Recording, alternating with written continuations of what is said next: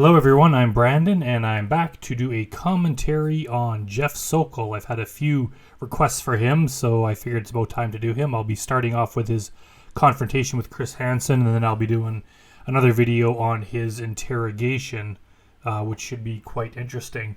Funny enough, Jeff Sokol was probably the last Predator that I actually watched of all the original TCAP and Hansen vs. Predator episodes, because he angered me so much, and he's just such a douche that I couldn't even sit through his segment because it just made my blood boil. I just couldn't stand watching him. So I kind of just ignored him for the longest time, and it wasn't until I kind of saw everyone else in the TCAP community was talking about him. So I figured there must be some entertainment value in actually sitting through and putting yourself through the horrible experience of watching him. And then after I did, I kind of found that actually he is pretty entertaining, and there's probably a lot to dissect and discuss about him. So I figured that we would get right down to it. So let's do it. What you see being edited behind me, you can see nowhere else. It is more compelling and disturbing than virtually anything you can watch on. I wonder if that guy editing there is just distracted by Chris. He's like, because I don't think Chris has done any other interview little bits like this in the actual editing room. So this guy's just trying to work, and he has Chris Hansen, sitting there with the camera talking and probably distracting him. TV today. It is my complete interview with Jeff Sokol. He surfaced in our Predator investigation in Fairfield, Connecticut. A little bit of it aired on my syndicated show Crime Watch Daily, but now here on Hansen vs. Predators, you'll see the whole thing. Sokol came with food and an appetite for sex. He left after a very aggressive interview with me in handcuffs. I don't know if I'd call his interview very aggressive. He was defensive and he was sarcastic and he was, childish and stuff, but I wouldn't call him aggressive. But I guess there was a lot more arguing than normal. Most of the Predators just kind of, they deny everything, or they just go into complete submissive mode, whereas Jeff just debated him the whole time.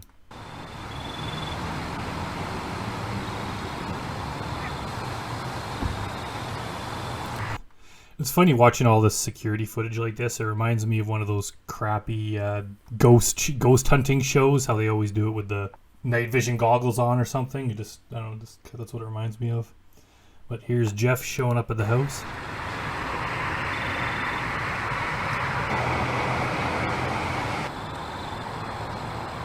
Oh, get cold feet or something. Jeff?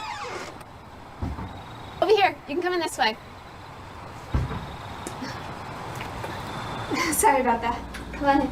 So did he forget the pizza in his car and he went to the door, then he's like, oh shit, I got the pizza? Or did he wait until he could see her coming or something? Is there a window in that door? Oh yeah, he's looking through the glass.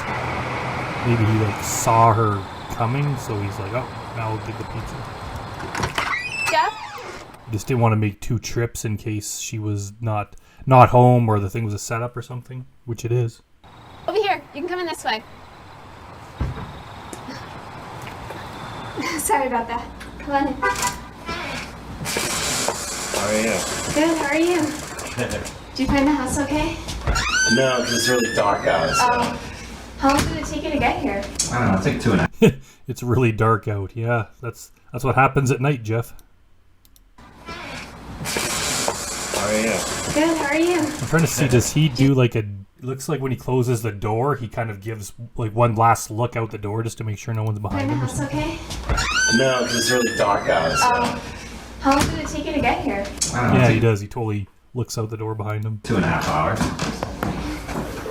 That's a long drive. Funny, they still have the cupcakes on the... I don't know. It's 2.5. Cupcakes on the table there, even though they don't play a role in this one because Jeff brought his own food. He's not the first pizza predator, but he's definitely the biggest. That's a long drive. Yeah. I wonder what's in that bag, wings or something? Okay. Sorry, I'm really nervous. Oh, you gonna give me a hug? No, I'm sorry. Oh. I'm sorry. Are you okay? Yeah, I'm okay. It's just so funny too, just knowing knowing what these guys are there for, and just they get rejected for a hug. So it just starts off just humiliating them a little bit. I'll settle into it. Okay. So, kind of peachy batches. Oh.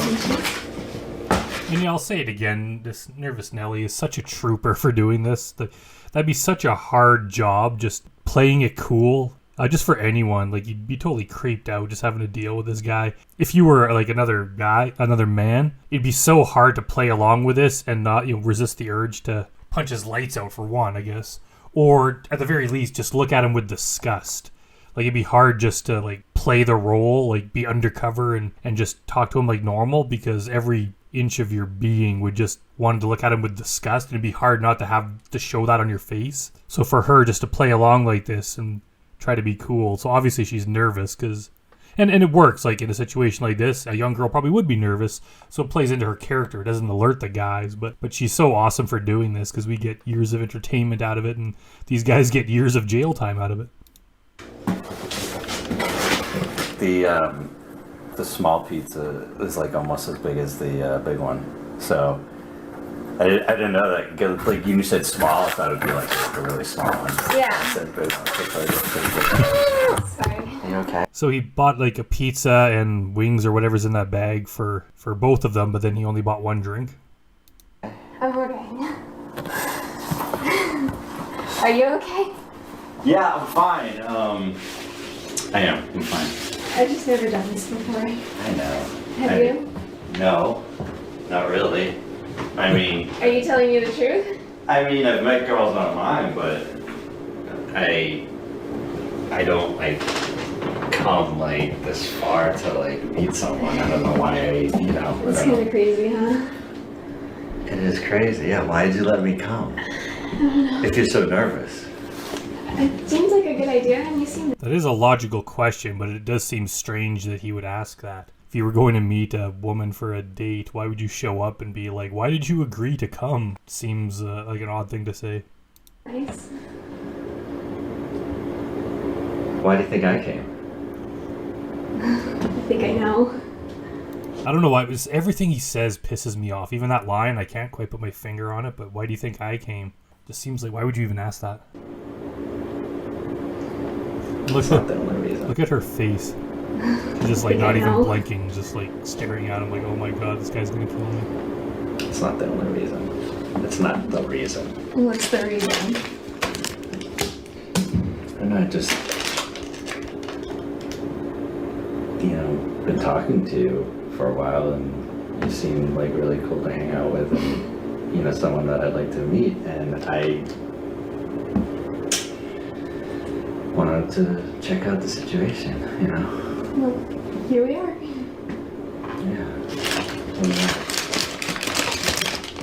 I hate this guy so much. He's just such a predator, but he's just trying to be like. He's another guy that thinks he's such a nice guy. You could just tell from his like chat log. Like he was so annoying. It's been a while since I've read it. I might do a video on it, but he's like asking her to like take a picture holding up 4 fingers so we know she's real. But then he doesn't believe that because he figured that she might have already had that picture on her phone. So she needs to do a different picture, like some other stupid thing, like sticking out her tongue or something, and holding up fingers. It's like no matter what she does, he just still won't believe it, and she's finally getting like firm with him, and she's like, I'm not going to do that. And then he comes here and he's just like acting so soft, like he's such a sweetheart or something. Like in his own mind, he probably thinks, like John Dupey and other people do, that he's a good guy when he's not. Let's deal with this whole contract thing, because I'm just going to be thinking about it the whole time until we get that out of the way. This document was something Sokol put together after some research on the internet to protect himself from getting in trouble for having sex with a 13-year-old girl. He talked about it in the chat along with a lot of other graphic topics. It didn't work. And I wonder, I don't think he actually wrote the contract or printed it out or anything. I think he just thought, like, he was trying to find a way that he could have sex with her without going to jail. That's what it comes down to. And one of the things he thought of was, if we can legally get married, or if we can, somehow sign something that we legally marry each other, then we're allowed to do that. So he was probably looking for some sort of marriage contract on the internet that they could just print off and both sign, like it's going to be that simple. But I don't think he ever actually found anything. It's just something he discussed as a possibility. But I'm also pretty sure that he decided, or he figured out that it wouldn't work because he would need the girl's parents' permission. But like, what a sleazeball for even like attempting to think of that. Let's eat and we can like talk about it. Okay. There's plates behind you if you want to grab one. Huh? There's plates behind you if you want to grab one. Do you want a water or anything? Maybe those aren't wings. I'm not sure what those are. No. Okay. Man, well I got this for Really? in case we. All right, I'll grab a water. Maybe it's not a big deal what's in the bag. All right, I will have. You want to eat at the table? What do you want to do?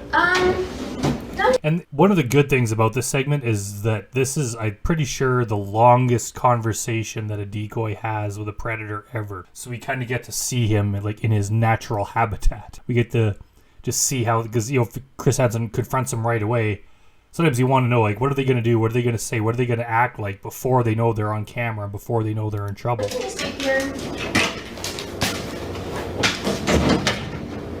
Yeah, I mean, I expected it to be like 2.5 hours.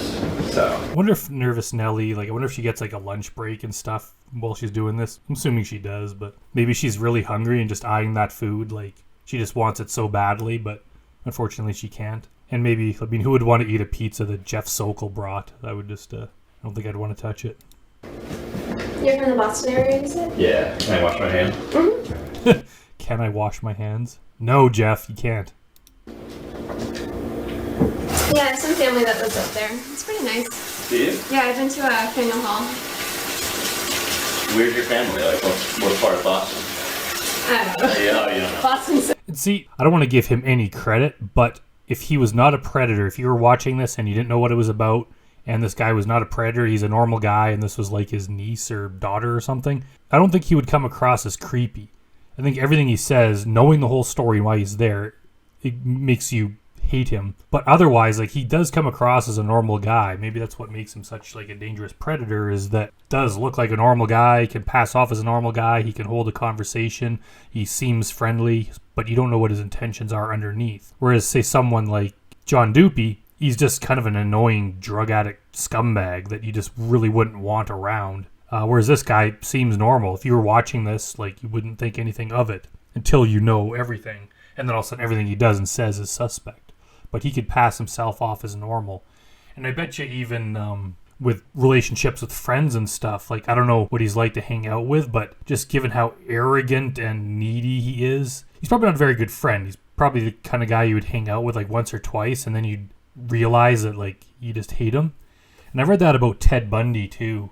Not sure how true it is, but I did read that like women kind of loved him, but all his friends were female. He didn't have any guy friends, and whenever he tried to form male friendships, he'd hang out with a group of guys or whatever. And at first, he seems like a fun-loving, cool guy, so they'd hang out with him or they go do something. But then they'd quickly realize that like this guy sucks, they just wouldn't want to hang out with him anymore. And I have a feeling Jeff's like that. He's probably just so arrogant, but so like unsure of himself at the same time, and just dealing with him is probably a huge hassle. So confusing. It's wicked confusing. Okay.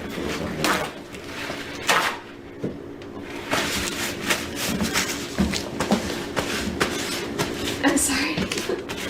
I'll try to be cool. Oh, it's okay. I'll try to be cool. Well, that's such an awkward encounter there too, and he's like wiping his hands, and then he just comes and just like looks at her, and then she's just staring at him, and then she just immediately cracks and is like, "I'm sorry."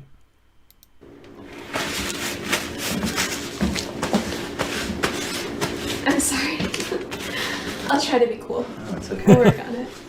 Don't worry, Nelly. You are way cooler than Jeff Sokol is.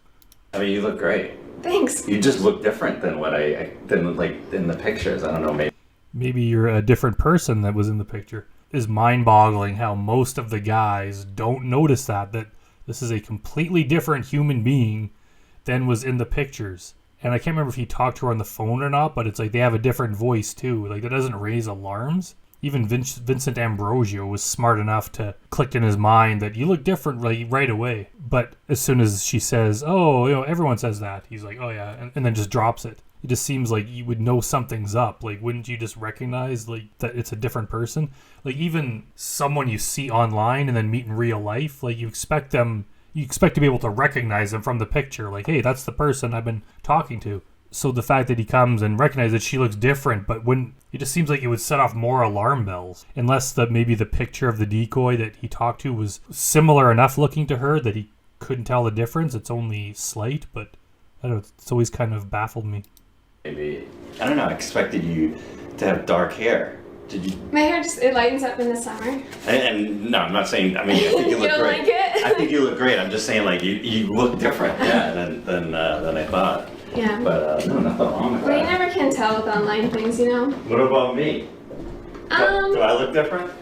Yeah, you never can tell with online things. Truer words were never spoken there. Jeff really should have read between the lines with that sentence. Than I thought. Yeah. But no, nothing wrong with Well, you that. never can tell with online things, you know? What about me? Do I look different? I mean, you look different. I'm not saying... Why would he look different? Like, if he had pictures of himself or if they talked on video, why would he look different than the video and pictures that she saw, like, in the last 24 or 48 hours? better or worse, just different. I think he's just so needy that he just always needs some sort of compliment. Like, he's telling her she looks good. She probably wanted her to say the same thing back, but she didn't, so he has to, like, fish it out of her by asking. I mean, you look different. I'm not saying better or worse, just different. Alright. I have cupcakes too, if you want them. See, did you make them? Look at those. Do you think I made those? No, those were made by the staff at Hansen versus Predator. Do you want to use plates or do you want to just eat? Whatever you want. We're pretty casual here. Okay. I'm like too nervous to eat. Well, you already ate, didn't you? Yeah, I did. I was wondering if you were gonna be like, how would you be? Like, would you be nervous? Would you be like totally like you've done this before? Oh, you know, definitely haven't done this before. Like, I don't know. And it's funny too, because she was, if I remember correctly, like pretty confident in the chat. Like, she was kind of standing up to him when he kept asking her to do stuff she didn't want to do. She just seemed like she was different here, which I guess is okay. People, especially these predators, they act a lot more confident in the chat than they do when they show up. But she's definitely a lot more nervous than she appeared in her chat. You just seemed very, very like, you didn't seem nervous at all when I talked to you and just in Well, general. it's different when you're talking to someone online versus like person. coming to their house I and know, meeting I them. know. I just gotta take something. This isn't drugs. It's just a. Yeah. Okay, and here we got the whole pill thing, which has been a continuous source of debate here.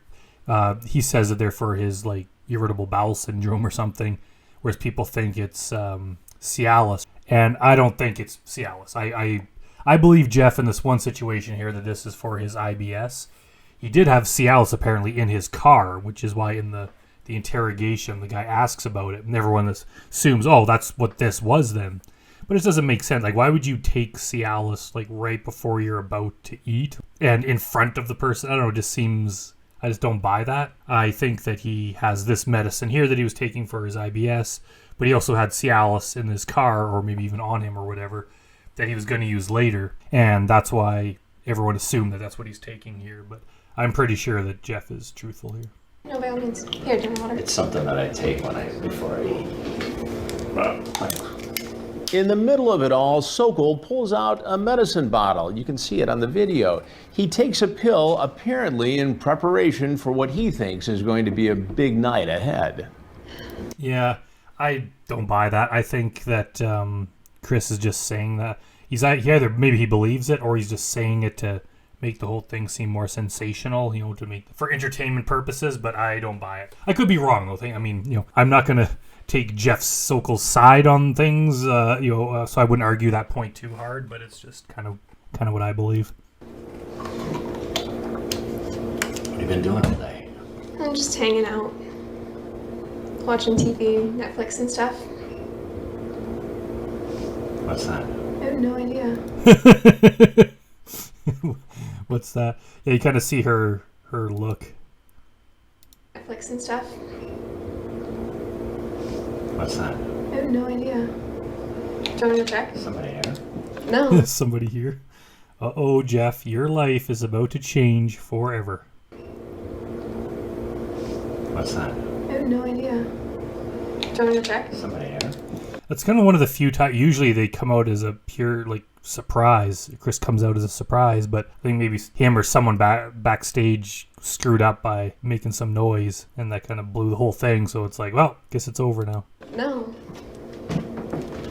What kind of pizza we have tonight? Who's this? I'll get to that in a minute. Who are you? Oh, and just what a freaking asshole! Just like, who's this? You're in someone else's house, and then you're like, who's this? When you see someone there, wouldn't your first thought be it's the person that owns the house that you're in?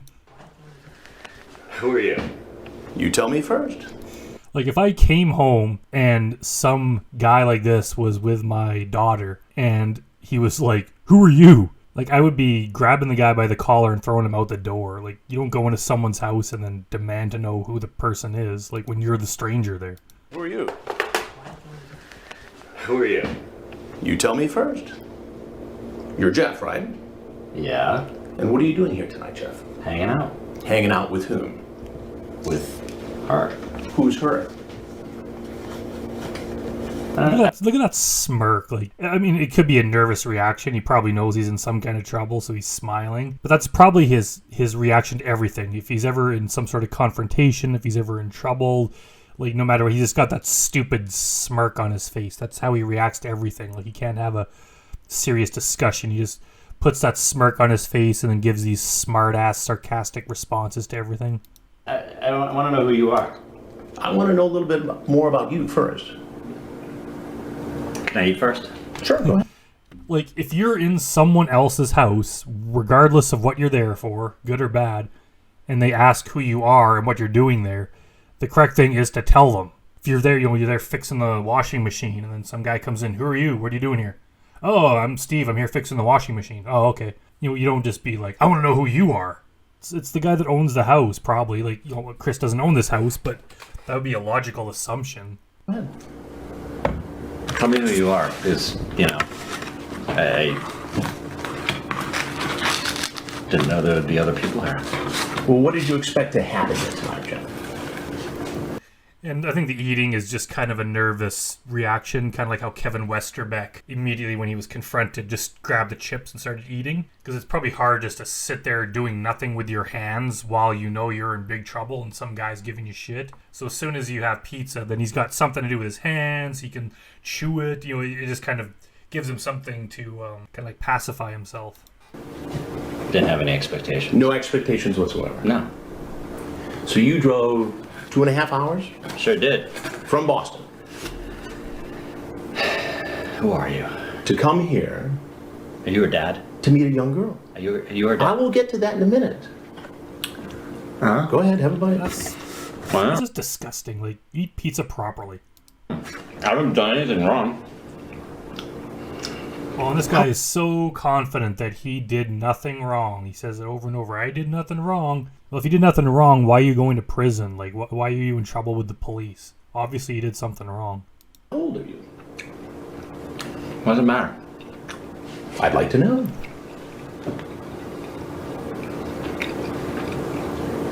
I haven't done anything wrong. Coming to meet somebody? What's wrong? What is that against Coming the to law? meet a young girl? Yeah, is that against the law? It is after this chat. Yes, Jeff, it's against the law. How? Did you bring... Like, how could you be that oblivious? And just the fact, like, in his chat log, just that he was going through all this trouble for her to prove who she was and all these methods that they could possibly do to avoid trouble. There's no way that he believes he did nothing wrong, unless he's just so delusional that he thinks that until he goes through with some kind of sexual act that he can't be caught. But that is not the case. Bring some kind of a contract with you? Some sort of marriage contract? Let's see if any of this sounds familiar while you enjoy your pizza. Yeah, and of course he just laughs at it, kind of like, oh, it's so funny, so unbelievable that I'm just going to laugh at it. It's not even worthy of a response. Did you bring some kind of a contract with you? Some sort of marriage contract? Let's see if any of this sounds familiar while you enjoy your pizza. Like, if this was like a real dad, I hate to say it, like, a lot of people probably shoot this guy. Like, he would be carried out of there in a body bag, and he'd probably get away with it because anyone played this video, like, what jury is going to side with this piece of garbage? I should come see you on Saturday. Well, since your mom isn't home, it's the best time to do it. I would, but only if you want me to. You say, I can't go to jail. Why is he folding the pizza like that? Why can't Jeff do anything properly? My life would be ruined. Right. Could be locked up for 20 years. Yep. And then you say, do you trim your blank? Okay. Now you Wait, why is he laughing at that? know It's his response to everything. It's like everything's a joke to him. that this girl is 13. Or somehow if he laughs and pretends like it's a joke, it makes it less serious. Or makes him seem like he's in less trouble because he's just laughing it off. So obviously it's not that big of a deal. Wasn't sure. She's told you. No. That doesn't And you're what, 37? mean anything. You're 37? How old are you? You might as well just tell me because I can find out like that. Who are you? Can you tell me who you are first? I will tell you that in a minute. Because, now you're Like, if I was Chris, I would, just the fact that he wants to know who he is so badly, I would not tell him just to piss him off and make him nervous. That'd be the only reason I did it. Find out like that. Who are you? Can you tell me who you are first? I will tell you that in a minute. Because, now you're making me nervous and... You're 44 years old, right? Mm-hmm. Right? As a 44-year-old guy, I shouldn't be talking to 13-year-old girls like that. Yet I want to. What am I supposed to make of that? Sorry, I'm paranoid. For meeting me? No, potentially having sex.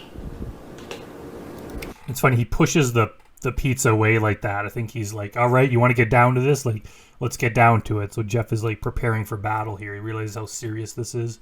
So he pushes the pizza away in some sort of display like, all right, you want to do this? You want to do this? He's trying to be confrontational. Sorry, I'm paranoid. For meeting me? No, potentially having sex. But that is where the breaking the law comes from. Right. Punishable up to 20 years. Did you bring condoms with you tonight? That slight look that Jeff has here after Chris says, could get me 20 years. That look on Jeff's face, you can kind of see the oh shit look in his eyes where he's like, I'm in trouble here. Right. Punishable up to 20 years. Did you bring condoms with you tonight? Well, they plan on having sex. Do you have them in your car? No, I'm going to find out, so you might as well tell me now. I don't. And again, not having condoms with you does not, first of all, doesn't mean that you didn't plan on having sex. It just means that, maybe you didn't intend on using them. And even if he's right that he didn't intend to do anything that night, doesn't mean he's not going to do it the next night or the night after that. And just the fact that he put so much effort into this chat, it was a very long chat. He probably had long-term intentions with this girl, kind of like John Doopy did. He could be telling the truth, possibly, that he didn't intend to do anything that night, because he probably wanted to scope out the situation. And I believe a lot of these guys, when they say they didn't intend to do anything that first time, because if they're very, very cautious kind of person and they want some sort of long-term relationship with her, they're probably going to go there and the first time and not do anything just to make sure that everything's on the up and up, just to make sure that the neighbors don't see them, the parents don't come home, the girl doesn't rat them out, and they want to be able to say, like, hey, I didn't actually do anything. So there's probably a lot of them that would just go there to feel out the situation first. But if they're going to do it the second time they come or the third time they come, again, you can't use it as a defense that you weren't going to do it that first time because you fully intended to do it eventually. So who cares if it's that day or later in the week or on the weekend? It's all equally bad. So it's not a defense, that you weren't going to do it. You'd be like planning to rob a bank and then the first time you get caught scoping it out and then you're like, well, I wasn't going to rob it today. It's like, yeah, but you were planning to rob it eventually. You were just there to scope out the situation. So like, I don't see how they think this is some kind of defense. Well, they plan on having sex. Do you have them in your car? No, I'm going to find out, so you might as well tell me now. I don't. Go ahead, check the car. You will He does have Cialis in the car, apparently, though. never tell anyone about us having sex. Are you sure? Yeah, he says, didn't intend on having sex, and then Chris reads a line that exactly says that he intended to do that. You will never tell anyone about us having sex. Are you sure? Okay, I could be there Saturday afternoon. Explain. Explain it to me. Just wanted to come hang out and... It looks like here you wanted to come here and have sex with a 13-year-old girl. Okay, is that against the law to have sex with a 13-year-old girl when you're 40? Yes, Jeff. That's how could you not know that? Here and have sex with a 13-year-old girl. Okay, is that against the law to have sex with a 13-year-old girl when you're 44? Yes, it's against the law. To meet a girl. That's all I've done. You see how this looks. Okay, but do you also see that? Do you also see that I don't want to go to jail, so you should just let me go? This looks. Okay, but do you also see that I was pretty apprehensive about the whole sex thing? What? Like, what is that? I think I've said this before, but what is being apprehensive about it? How is that a defense? It only matters if you did it. You can't murder someone and then say you were really apprehensive about doing it, and that's some sort of defense. Oh, that almost makes it worse. It means you knew it was wrong and you did it anyway. Like, no matter what in this situation, it's bad. But if you had done it and, oh, I'm from another country, I didn't know this was illegal here. That's a better defense than I knew it was wrong and I was apprehensive, but I came in to do it anyway. Like, they were hesitant to do it, so that's somehow a defense and means they should get off the hook. Well, wouldn't you be? Wouldn't anybody be if they're going to try to have sex with a 13-year-old girl? To be honest with you, you're not going to believe me, but I don't know who you are, but I'm sure you're law enforcement. But you think I'm law enforcement? Well, I mean, that's what it sounds like. I was thinking about this on the way down. Right. You had 2.5 hours to think about it. And I wasn't gonna. I'm not gonna risk it. That's what I said. But what does that mean? Yeah, look at Chris's face here. He's as confused as us. It's like you drove 2.5 hours and decided you weren't going to risk it, but then you did it anyway. And that's one of the only, it's the only reason it's the only excuse that they could have, right? They can't, they're busted. They're in the house, so they can't claim that they decided not to come because they're there. So they can't deny what's in the chat log, so they have to say, yes, I wrote all that stuff about sex in the chat log, and yes, I did drive all the way here and come in, but at some point during those two, I decided that I was not going to do anything sexual. That's the only excuse they have, which is very convenient. But it just doesn't stand up to any sort of logical scrutiny. You can't, it's such a, you could use that for any excuse ever, right? Like you could kidnap someone and oh, well, actually, I got busted with this person in my car, but I decided to bring them home. I decided I wasn't going to kidnap them anymore, so I was going to bring them home. So yeah, but you did kidnap them, and they were caught in your car, so you can't deny you were going to do the thing that you're there actually doing. So it's the same situation here, right? He said he was coming over to have sex. He came over, is caught, and then says that he decided he wasn't going to have sex. But who's ever going to believe that? That could be used to dismiss all sorts of crimes.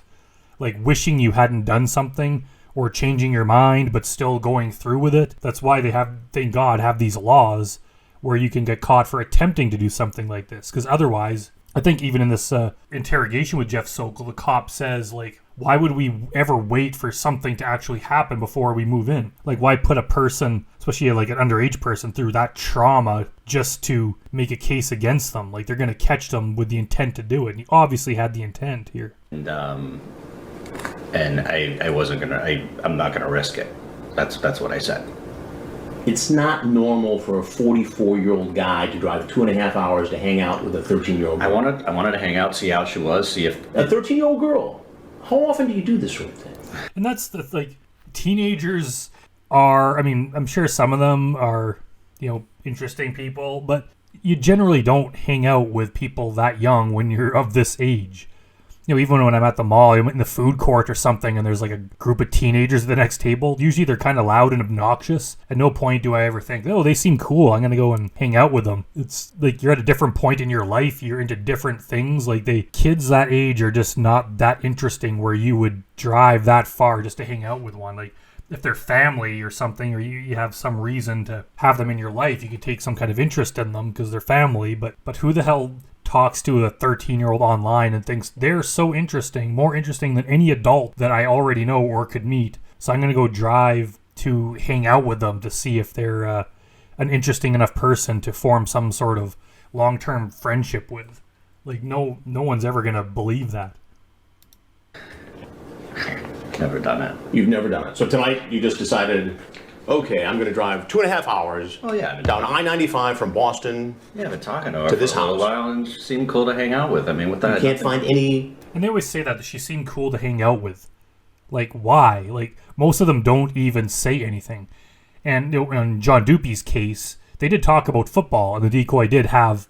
She was obviously the person behind the Decoy knew about football because they were able to discuss it, and she had her own opinions.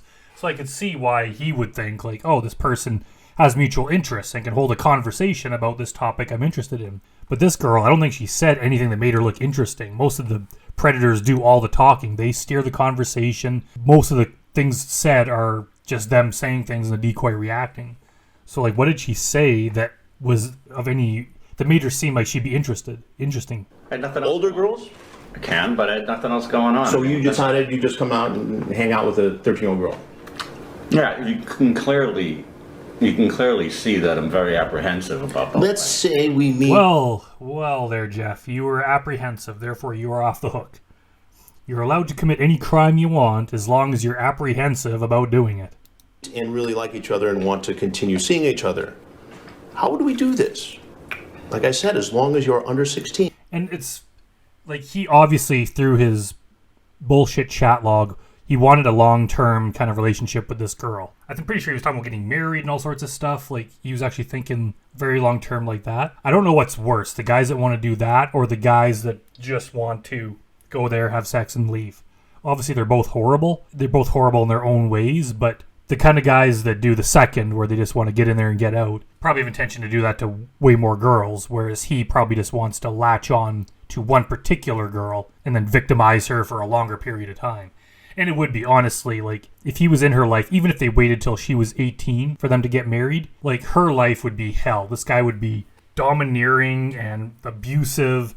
And even if he didn't, like, wasn't abusive to the point where he was, like, hitting her, he would just be emotionally controlling. He would be so jealous. Like, she'd never be able to hang out with her own friends because he'd be like Lauren. He would just always want to know who's she with, and, I don't want any other guys there, and he just wouldn't let her leave the house. He would just treat her like this, like, prized possession that he has.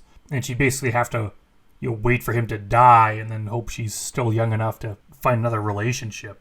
But there is nothing good that can come of this. So he might think that, maybe his intention wasn't to have sex right away. He wanted this long-term thing. But even if they waited till she was 18 to have sex, she would be like, that whole relationship would be so toxic, like one-sided toxic, that no good would come of it. And, I think he says in his interrogation that he's divorced, which is not surprising. He probably got married pretty young, when he was like in his early 20s or something, and then got divorced by the time he was 30, because who the hell would want to put up with this guy? Any adult woman would quickly see through him. And I don't know if that's what he decided, is that he wanted to kind of get in there, find a younger girl that he could get in and groom before she matured enough to know any better. And then by the time she wised up, they would be, married for so long and it'd be harder for her to get out. That's probably what he's thinking. Like, there's nothing good about this guy. Age of consent, parenthetically, nobody can know about it. I just can't take that chance. Yeah, age of consent, parenthetically. It's not parenthetically, Jeff. It's a very important thing, both morally and legally, and it's what got you in prison. I said, as long as you're under 16, age of consent, parenthetically, nobody can know about it. I just can't take that chance. What it sounds like here is you're grooming her, testing her to make sure it would be okay if you had sex with her, so no one would find out. To be honest with you, like I said, when I was on the way down, Right. I was thinking about the whole thing, and even before I left, Right. I was thinking, I'm not going to have sex with her unless it's legal. Funny how all these guys like him and James Rutherford, they're just such thoughtful, introspective guys, right? They have a long drive ahead of them. They're probably just cruising down the highway, window rolled down, listening to music, and just thinking about how they are not going to have sex with this young girl because it's wrong. What good guys that they just spend all the time thinking about it, but then they show up anyway just to tell the girl that they're not going to do that and they're just going to hang out. Anytime a guy gives that excuse, they should just show him video of all the other guys giving the exact same excuse, because it's such bullshit. if it's something that you know you shouldn't do, you just don't do it. Like, say, like you're a recovering alcoholic, and you finally give in. I'm going to drive to the liquor store to get some alcohol. And as you're driving there, you realize, I shouldn't do this. The correct thing to do is turn around, go home. You don't continue on there going, and I'm just going to go to the store and look around, but I'm not going to buy anything because I decided not to do it. There's no sense in that. It's ridiculous. If you decided that this was wrong and you weren't going to do it, you should have just turned around and gone home and then told the girl you're not going to talk anymore. Or it's still bad, but just carry on an online conversation. Just stay until she's 18, which is still like a 44-year-old or even like 50, however old he'd be by then, with an 18-year-old girl. That's still weird, but it's still legal. But he had a ton of other options other than driving to that house just to meet her, and trying to say that, he changed his mind between leaving and getting there. Yeah, right, Jeff. So you talk about a plan to make it legal, to marry her,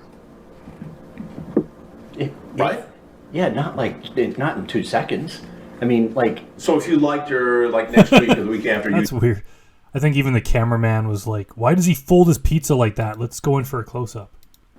right? Yeah, not in 2 seconds. I mean, So if you liked her, next week or the week after, you'd marry a 13-year-old girl? not next week. No. So after just a few days worth of chatting, you decide you love her? No. You want to have sex with her? I don't know. You want to marry her? That's one of those things too, in any relationship where someone falls in love or starts talking about love right off the bat, that is a big red flag. If you're dating a girl and you've gone on 2 dates and you've known each other a week and a half, and then she's all of a sudden saying she's in love with you, that's a red flag to back the hell off, because that it's just that kind of clingy behavior that just gives signs of trouble down the road. I think most healthy relationships, it just takes a while to grow. Even a man-to-man kind of friendship.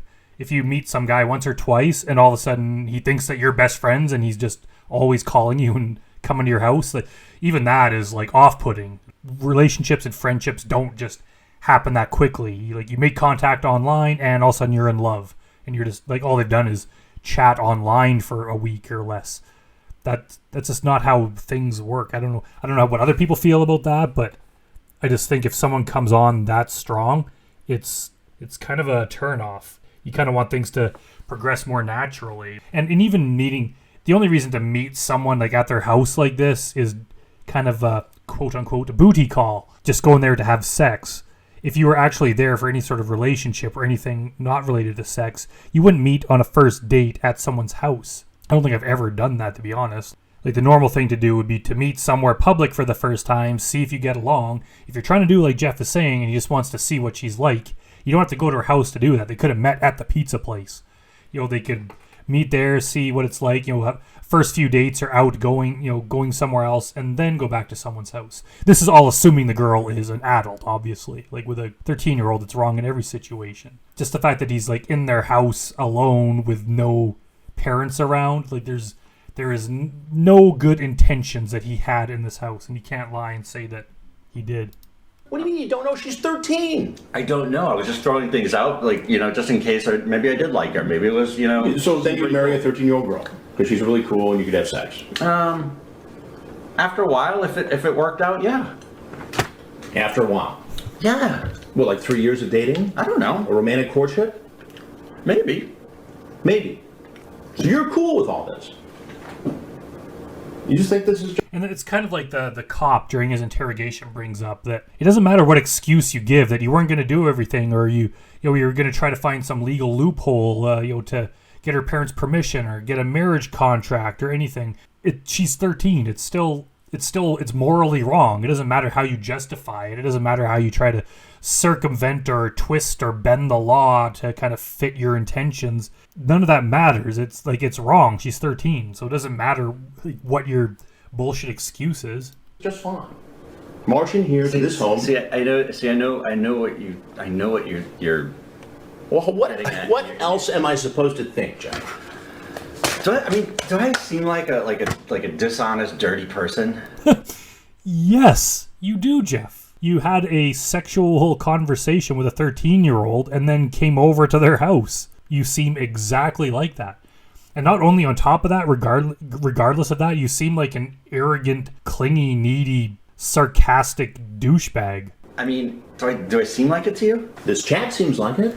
Like, just imagine, like, working with this guy. Like, this is a guy in your office where you work. I bet you everyone hates this guy. Like, they just tolerate him because they have to work with him. I bet you they all talk behind his back. Like, they just know, like, this guy sucks. This guy's probably can't stand him. It seems like someone who at 44 years old. Chat is chat. Chat is chat, but showing up is showing up. And guess what, Jeff? You showed up. At a home where you knew a 13-year-old girl would be alone. After. Yeah, he showed up. He crossed the line. There's, like, even that chat is inappropriate. And I'm not sure what the laws are. They probably vary from country to country or state to state. Even having a chat like that with someone underage should be illegal. You should go to jail just for that. But there is a very clear line that you cross when you show up. Real life to internet, there's a clear line there that once you show up physically in real life, you have crossed a huge boundary where you can no longer claim, like, oh, it's just online chat. It's like, no, you showed up, you're here for real. Now you're in a whole new league of trouble. A sexually charged conversation online. You come in, oh, I want to hug you. Yeah. The little girl's nervous. You do it with everybody. Yeah. You do that every time you meet a 13-year-old girl. I do it when I meet somebody for the first time. Okay, but this somebody is not an adult, Jeff. She's 13. Please tell me who you are. I'll tell you. I'm trying to be nice here. Okay. So Chris should have just... I want to see Jeff when he's not nice. I want to see, like, what he would be like when he gets really angry. I wonder if this, like, nice guy facade would disappear, or I wonder if he's just secretly such a cowardly person that he would just never actually stick up for himself. He would just carry on this same attitude for hours on end if he had to. I have the feeling that he would never actually get angry, because when he's being interrogated, it's a bit different with the interrogation because he's been arrested and there's a cop in the room, and so he's probably not going to, like, put up a fight. But I think he's just kind of given an empty threat here. He's kind of threatening, like, I'm going to stop being nice if you don't tell me who you are. But I want to see him when he's not nice. But you're not answering all my questions. I will. Can you just tell me who you are? I'm Chris Hansen, and this is an investigation called Hansen versus Predator. Oh, Jeff. So if there's anything else you want people to know, Look at that stupid smirk on his face. Like, anything you want to say, now would be a good time to say it. I can't believe this happened. Did you bring any sort of a marriage contract? No. So what was all that talk about? I don't want to talk anymore. kind of like how Ron Knight, the bodyguard there, is just kind of lurking behind that pillar. He's just trying to stay out of the camera, but he's just waiting there to pounce on this guy. He's probably just hoping Jeff Sokol... He's probably listening to this whole conversation, and he's just hoping Jeff Sokol makes a sudden move so he can just tackle him to the ground and kneel on his head. You can leave. On camera. You can leave. What do you mean I can leave? You can leave. And then what? That's not up to me. Who's it up to? What do you mean I can leave? Jeff thought he was just going to be imprisoned in that house forever? It's not up to me.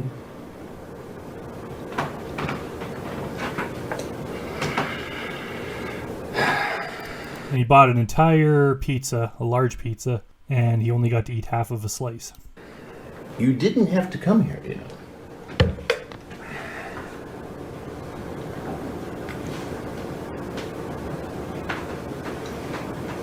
What do you do for a living, John?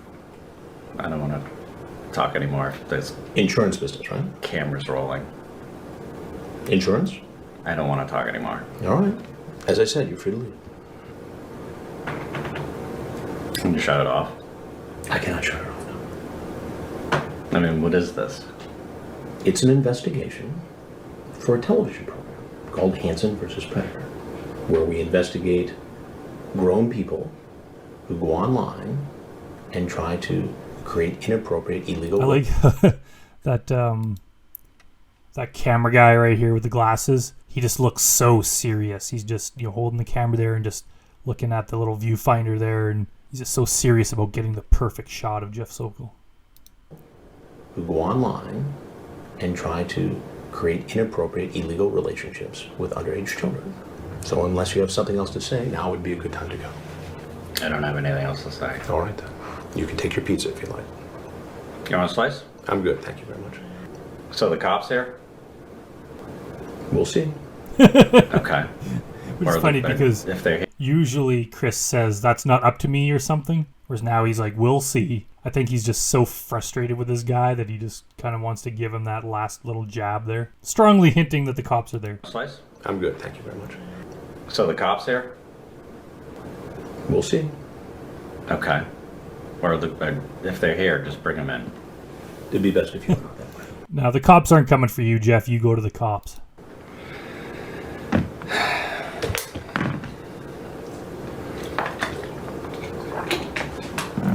And I wonder if he's just like not leaving. It could be that he knows what's coming for him and he's just trying to delay it. But it could also be he has to be defiant in everything he does. He has to just be argumentative in everything. So he knows that they kind of want him to leave. So he's just going to sit there for a little bit longer out of spite. You know, just that extra 45 seconds to a minute of sitting there just so that they don't have their way. Grab a jacket.